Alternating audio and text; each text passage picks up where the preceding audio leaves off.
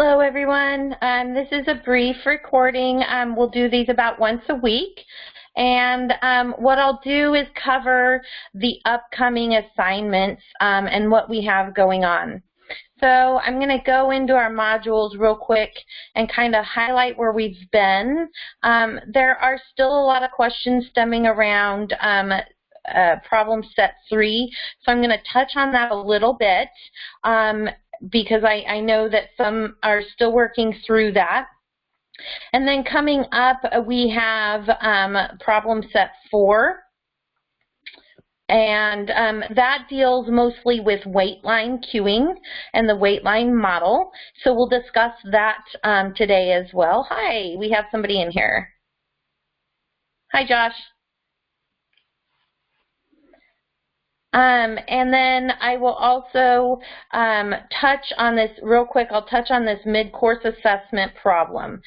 So before we dive into the homework sets, I'll go over that. This is an assessment problem that we do it in 2 pieces here and at the very end that all of the MBA operations students do, whether you're on ground or online, whether you're in LeGrand or Mount Hood, regardless, everybody does the same problem.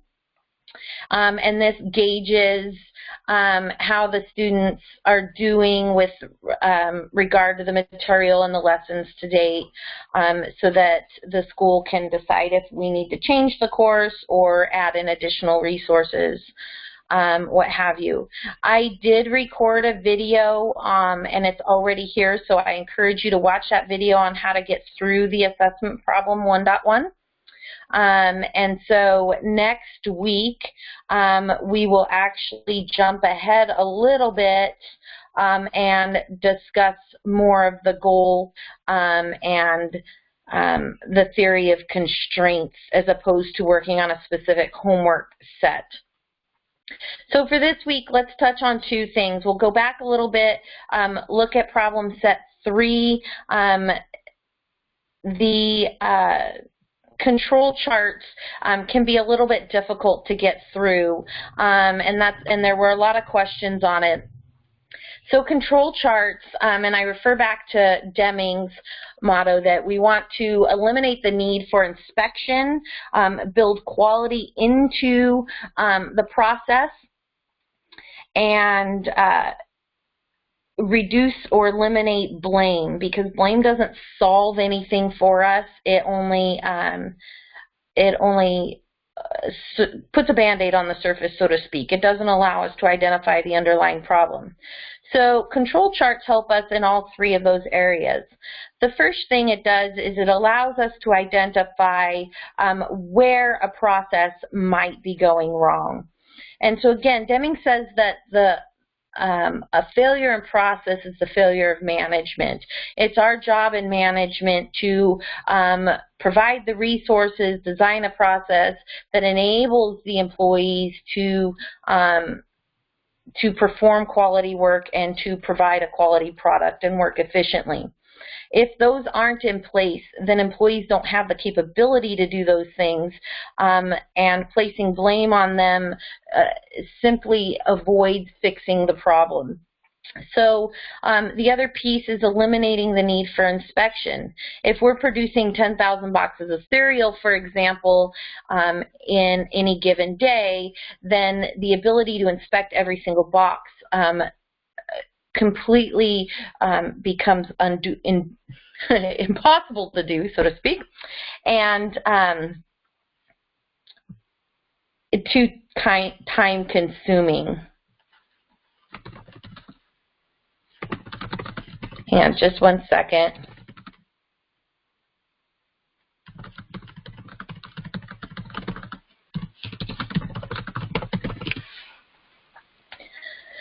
So we use this sampling process to be able to determine whether or not we're within a given specific range. And using a C chart, which we don't do in our homework problems, can help us determine what that range should be. And then this sampling mean and range allows us to identify whether or not our process is in control. So I recently provided a new sample. I know that the template that was provided before wasn't quite as intuitive as we would like it to be. So I'm going to go through this new template and help us identify what different components are in our X and R charts. So an X bar chart is the sample mean, and R chart is the sample range, so high versus low. And you'll see the formula built into here is max and min.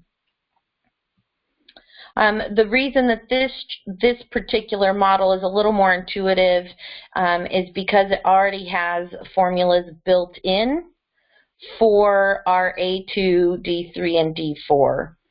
So you don't have to look up that chart. This one's already built in for us.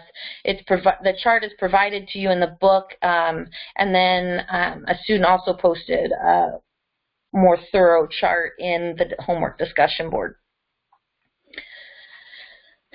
So we enter in our observations, and this gives us our upper and lower control limits. So if we took a look at this example problem here, we see that our sample mean is out of control in 2 places. So what this tells us, not necessarily where to point the finger to, but what questions to ask. So our data always gives us questions, not answers. In this case, I would say what this sample 12 and 14 are out of control. What time of day was that? What equipment was being used? What supplies were being used during those time periods. This helps us identify whether it was an internal failure or an external failure, whether it was a random or non-random issue. Since there are 2 of them, I would say that it's likely a non-random issue, in that there may be an overarching problem with the process. Internal failures, again, can be anything from employees needing more training, needing to hire an employee.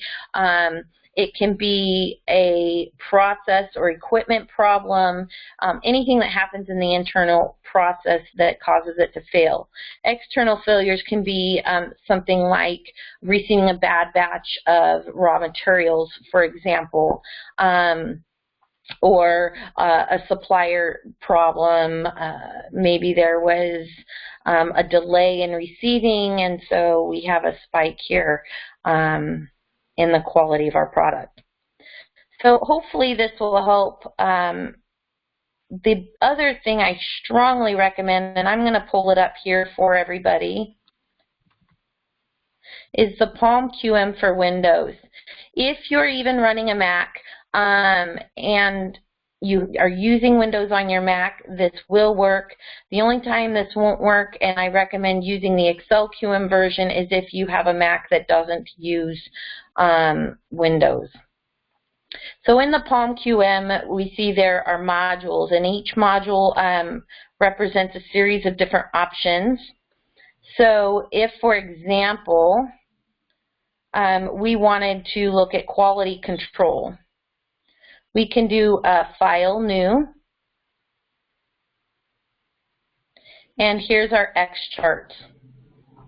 And we simply choose how many samples we're going to be doing. We can either enter it by mean or range, or we can enter in the raw data. And let's go back to our Excel sheet here real quick.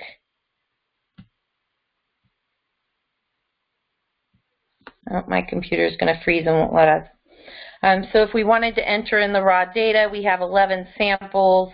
Let's say, for example, we have each sample has 4 samples in it.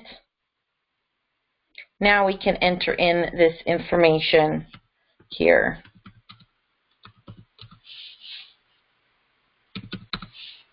And then once we've entered in all of the information, we simply hit solve, and now we can look at the results, which are here, or we can look at the chart. And it gives us our upper, lower control limit and our center line. And then we can see the control chart as well. If we switch back to our results, we can also see that we can save this now as an Excel file, or you can do a print screen of this for your homework and paste it into a Word document.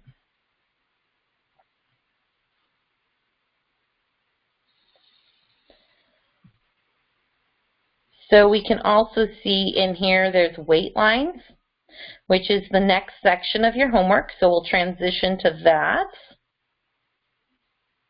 And so we're going to go to File, New. And what these mean is whether or not we're doing exponential service, constant service times, finite queue, and we'll go a little bit into what those mean. So right now I'm going to choose this option.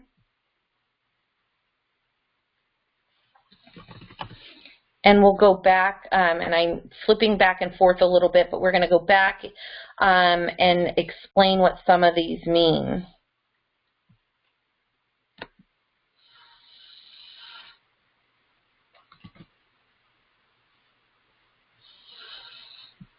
And you're going to see it go blank for just a second while I switch screens.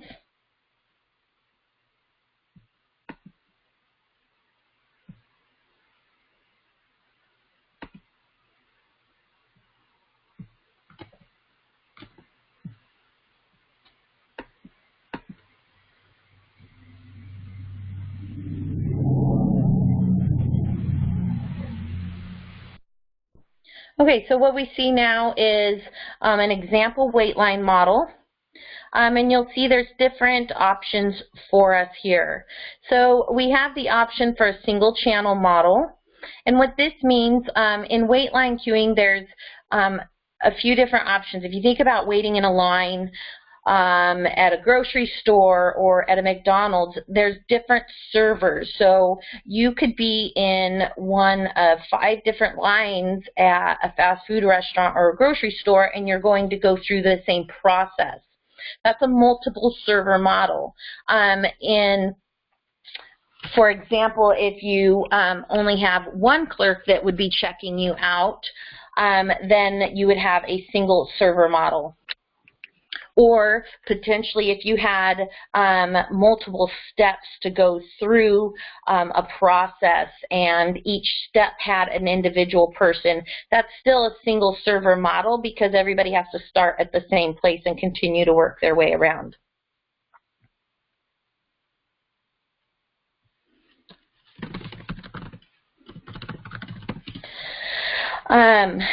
The other couple of components that we have here, we have a system and a line or a queue. In the queue, those are those waiting to be served. The system includes those waiting to be served, so the people that are in the queue, as well as those in the process of being served. So again, if you have a single server model that requires multiple steps, you could ultimately have multiple people still in being served at once. So we're looking at our queue versus our system. The important piece here is that we're looking at exactly the same input as we want output. So for example, if our arrival rate is in minutes, but the problem is asking us for an output in hours, then we need to multiply one or the other, either the solution or the input, in order to make those equivalent. So that's important to keep in mind as we're working through this. In this example problem, we have an arrival rate of 15. That's going to be an average. So keep in mind that when we average our arrival rate, it's still possible, even if we can service 20 per hour and we're arriving at 15 per hour, it's still possible for us to have a wait. And so here we only have a probability that the system's going to be empty, so P0 of 25%. And we're using the system then at 75% of the time. Here we still have 0.15, so if this were in hours, this would be 0.15 hours. Or if I needed to convert it to minutes, then I could multiply that by 60 to get minutes. But there's still a wait, because even though we're arriving less than our serving rate, we still have an inconsistent arrival flow.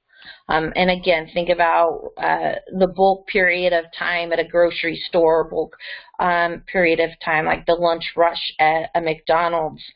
Everybody's arriving at a consistent rate. Even though we arrive at an average of 15 per hour, that's not necessarily what's arriving at that particular time. So this accounts for the actual having to wait even for inconsistent arrival.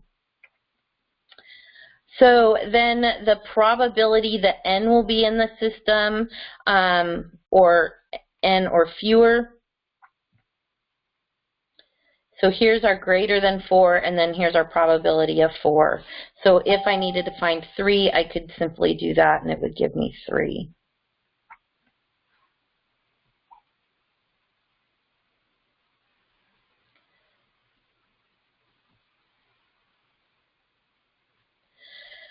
A multiple channel server model, it uses a little bit different formulas. And again, you don't necessarily want to change the increment level on these unless the problem gives you a different increment level. So in a multiple channel server model, this is using different options and different servers. We're using, say for example, if we had 6 servers, this would be the solution for 6. If we wanted to compare, 6.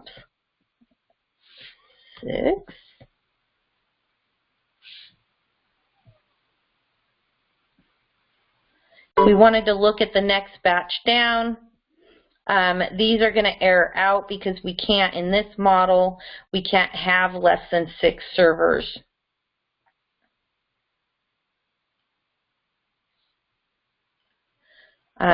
So for example, if I put a 15 and we're going to service at 25, we can then look at the solutions then for multiple servers. So under 1, 2, 3, 4, 5, or 6, this would be our probability the system is empty is 40%. A probability that the arrival must wait is 60%. And the average number in the line is going to be 0.9. An average number in the system is going to be 1.5. And again, there's multiple ways that we can do this. So if we go into our PalmQM, we're going to do an arrival rate of 20 and a service rate of 15. And again, that's per server. So I'm going to say that we have 3 servers. And I'm going to hit solve. So here is our arrival rate, service rate, and our LQ, L, and WQ. I can switch my windows to see a table of probabilities, and this tells me that the probability of 0 being in the system is 25. The probability of more than 0 then is 75%. 2 in the system is 0.23. The probability of it being less than or equal to 2 is 82%, and the probability of it being more than 2 is 18%.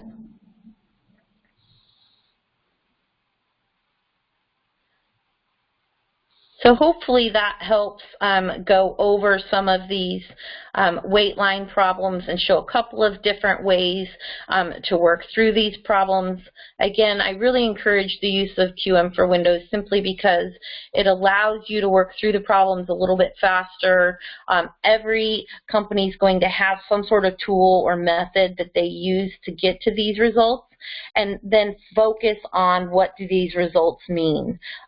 So what does this mean then for staffing as far as when we're going to have people and how many people we're going to have, are the complaints justified for customer service, and so on. So again, I'll post another one of these videos next week that will go over some of the future homework problems and any questions then that we've also received in the discussion board since this video. Let me know if you have any questions in the meantime.